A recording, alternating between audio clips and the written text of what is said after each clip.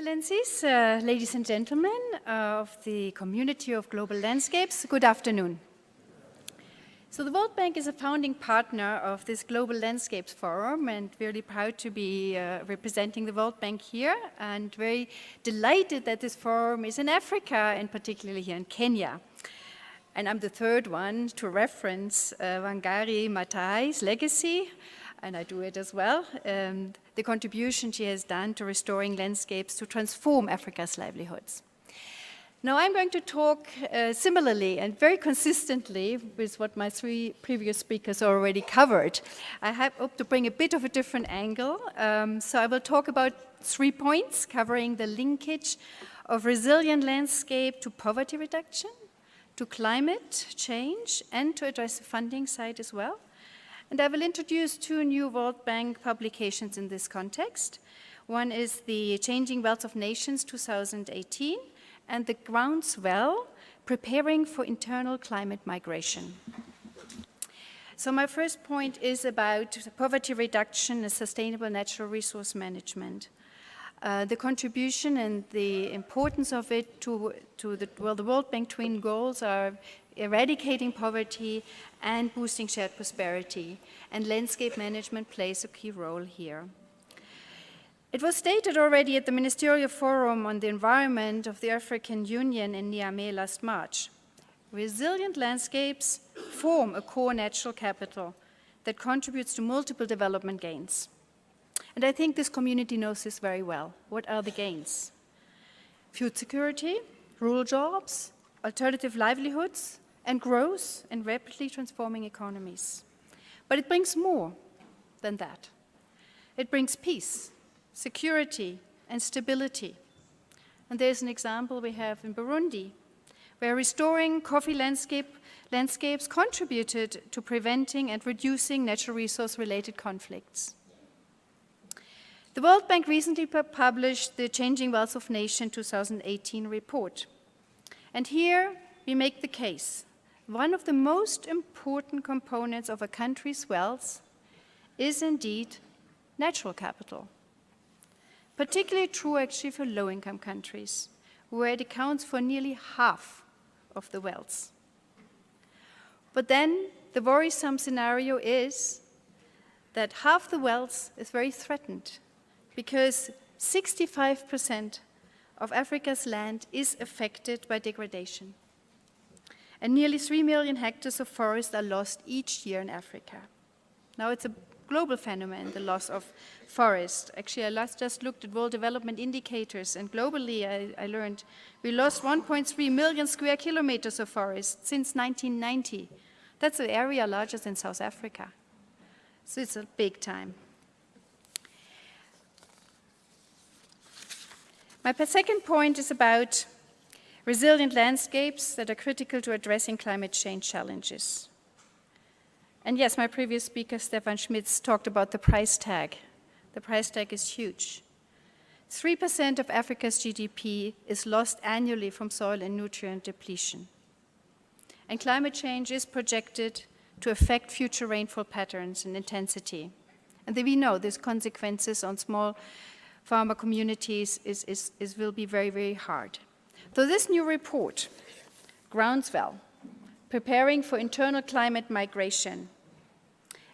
The report predicts that the highest numbers of climate migrants will be in sub-Saharan Africa. Not only sub-Saharan Africa, but the largest, with an amount of about 86 million migrants. We know that drivers to push individuals to migrate can be economic, social, political, but increasingly environmental. That is the message of this report. And land degradation emerged as a key driver of migration and conflicts. The other aspect is that internal migration will be by far the larger phenomenon. So internal within countries, so rural-urban migration, rather than cross-border migration. The World Bank is currently supporting Uganda and Kenya, for example, to develop programs to better accommodate the influx of this migration flows.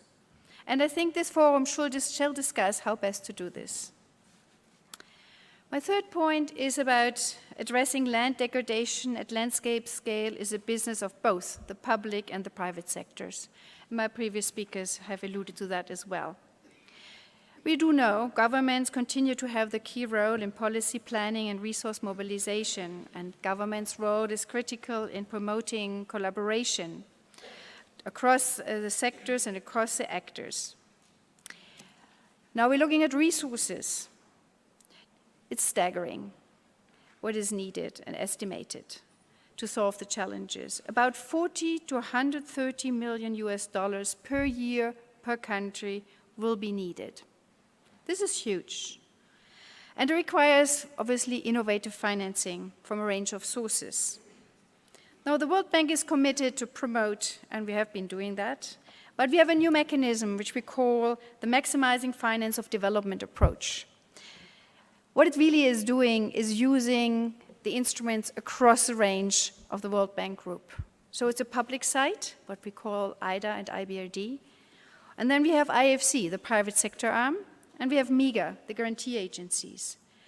So we want to work much more tightly together in bringing, to leverage resources for this aim, and particularly to de-risk markets.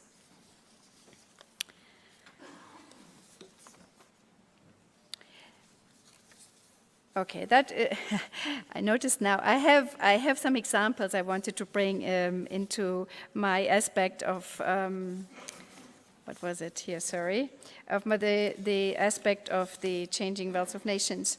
The World Bank has been working in Ethiopia and Zambia, and in Ethiopia, the World Bank supported legal landholding certificates and extension support to landless use. Very nice examples, we felt.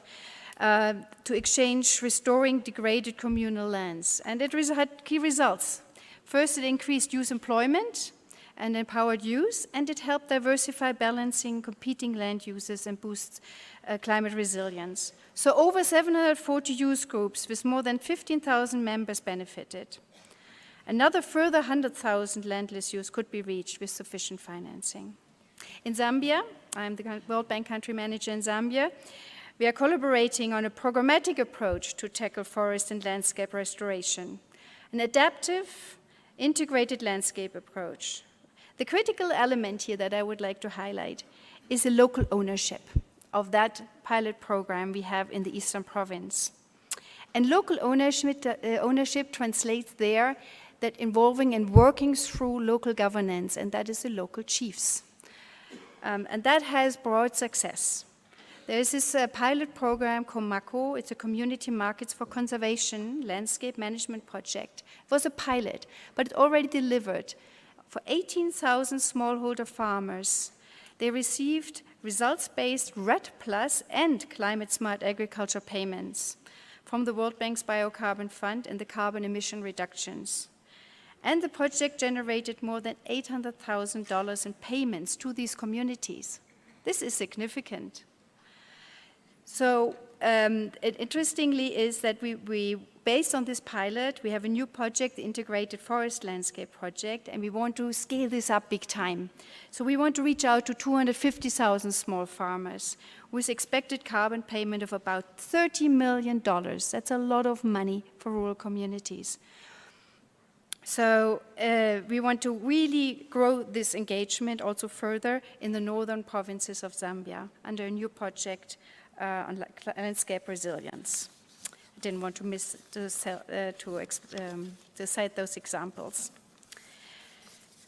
So finally, in conclusion, collaborative platforms like this are critical.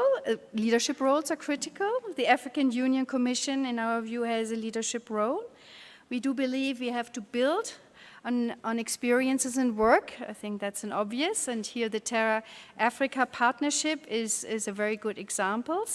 We also need to support countries in meeting the targets set under the Africa Forest Landscape Restoration Initiative and the UNCCD's Land Degradation Neutrality Framework. So really, I hope that this Global Landscape Forum will ignite new ideas, create the kind of partnerships and investment that work for people and for the planet. Looking around this room, I see a very dedicated and committed community. Thank you so much.